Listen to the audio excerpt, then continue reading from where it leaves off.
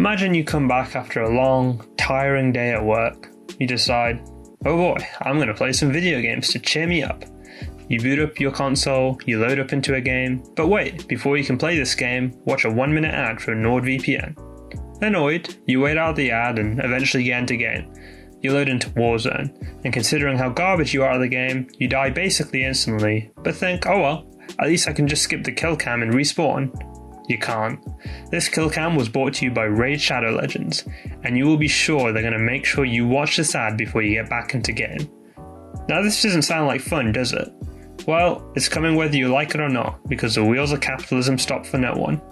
You may think that this is some dystopian nightmare and that ads won't be coming to your video games, but in this day and age, nobody is safe from ads. A report from Business Insider said that Microsoft is creating a private marketplace where it can sell in-game ads in free-to-play games on Xbox. Xbox has stated that this is purely for developers only, and they won't be taking a cut from the revenue that this generates. They've also said that it will be like billboards and racing games. How nice of them. Sony ponies ain't safe either. They seem to have been developing an almost identical system. They say they plan to implement ads in a similar way, not obtrusive, and that it may even be a way for you to earn skins in-game. Now, these systems look to be trialed towards the end of 2022, but we're not sure when. Now, this isn't the first time games have attempted to put ads in a game. Battlefield 2042 had some passive ads in the game, and you could hardly blame the failure of the game on those ads, but it does seem that ads will start to become commonplace in the future of gaming. The reason why is obviously money, and to generate more money, video game companies are taking inspiration from a certain subsector of the industry where this idea is raking in piles of cash.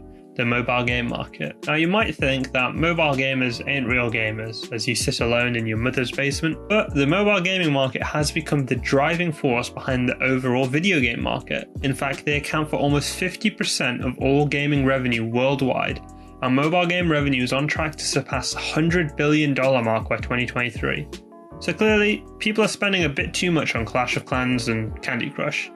It's thanks to those people spending so much on these games that we're blessed with free-to-play games on console. The low barrier of entry to free-to-play games is clearly appealing. I mean, who doesn't want to pay the low price of free? That can be seen by some of the most played games right now, including League, Warzone, and Fortnite. Just like with mobile games, these free-to-play games had to use microtransactions in order to finance their existence. And let's just say they make a lot of money from this method. You look at a game like League of Legends, which costs nothing, but still made over $1.75 billion in revenue in 2020. Now, not all of that came from microtransactions, but the bulk of that did. It's no wonder why companies decided to opt for this strategy. Mobile games also have another cash cow: ads. Sometimes this is a detriment to the game, sometimes it's just easy money. And just like with microtransactions, video game companies have looked at this easy money pie and decided that they too want a slice of this hypothetical pie. Microtransactions weren't enough. They now got to sell the in-game real estate so they can make money through your eyeballs. Now, for the balance of fairness, I will provide this section to include the benefits that this will bring.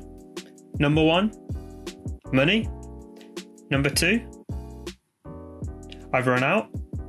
In serious, the current model that they are proposing will be good for new developers trying to survive. New developers are torn between charging for a game and reducing the number of people that will play it, or making it free and praying that someone will donate to their OnlyFans. This method will help them make a little extra cash on the side and allow more players to experience the game. A win-win for everyone. For video game companies, this is good because it provides a consistent stream of revenue without any development. Why pay to make a skin that may or may not sell well when your ads make you more with no work? Consistent revenue means that companies can also plan ahead and forecast more accurately their future, which is good if you own any stock in these companies. This could also trickle down to the player, where they continue to support a game for a longer period of time in order to keep the player playing, and thus your favourite game will be around for a few more years. That's where the good things end. Now, onto the bad.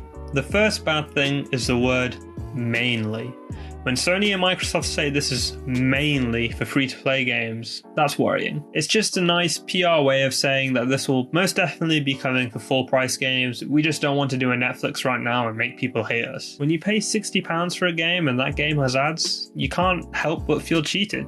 You're paying to experience a game, not ads. Now, when microtransactions first came to full-price games like Call of Duty, people clearly didn't like this predatory behavior and subsequently pushed them towards a free-to-play model.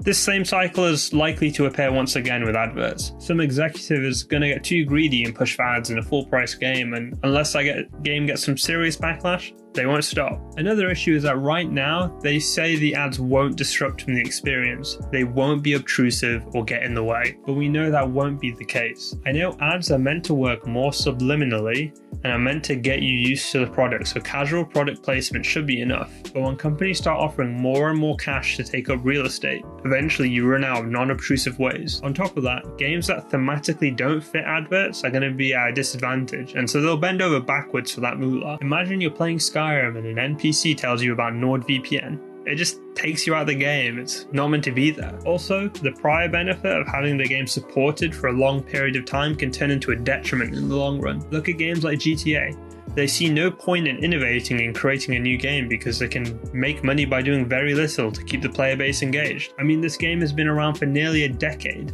That's like half of my life, and they still make more money than games released today.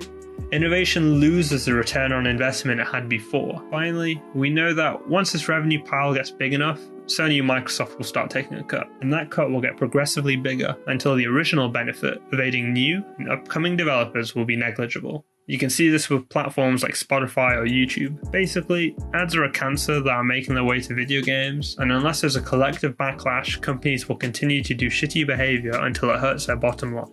With the future of gaming looking like ads are going to be commonplace, let me know if you play a game with ads in it.